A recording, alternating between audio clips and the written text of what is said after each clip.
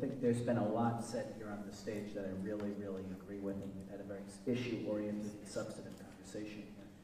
I understand the questions about accountability, but frankly, yes, it's about accountability, but the system as it's set up right now isn't serving the 45th or 49th precincts. I think everyone here would agree with that.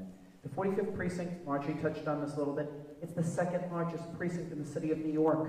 And I know, because I used to go down and, crack down on some of the nightlife establishments, that when we went down the SLA and the judge would ask the cops about their compliments, they would say, we have 5 patrol cars on a weekend, or 4 patrol cars on a weekend evening.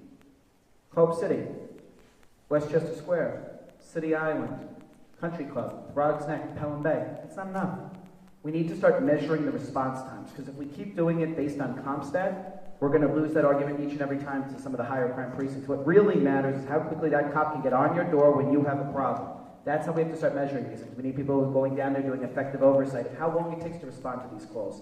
I'm on here, and I know many of my friends and colleagues are on here, and you see it on social media. It takes an hour, 2 hours, 3 hours. I don't think the cops are falling asleep. I think they're really being overworked, and I think that they have to prioritize where they're going. I want to double down on the investment the council made, and I know Jimmy Vacco was a leader in that fight of hiring 1,000 new police officers. I want to double down on that in this term, and God willing, hopefully we could double down on that in a second term. We need to also, in terms of accountability, civilianize some of the desk jobs. Listen, I love all the cops. I think 99% of them do an outstanding job. But there is no reason why a cop who is trained in firearms and everything else and safety is sitting behind a desk. That's not a good use of that person's time, and we need them out in our communities. We need to be safe.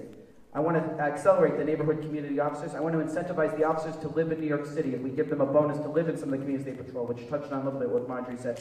And finally, I want to soundproof some of these nightlife establishments. They're too noisy, and my neighbors, they shouldn't have to be kept up late night on a Wednesday because someone wants to have a nice party on the water. I'm sorry, it shouldn't be done.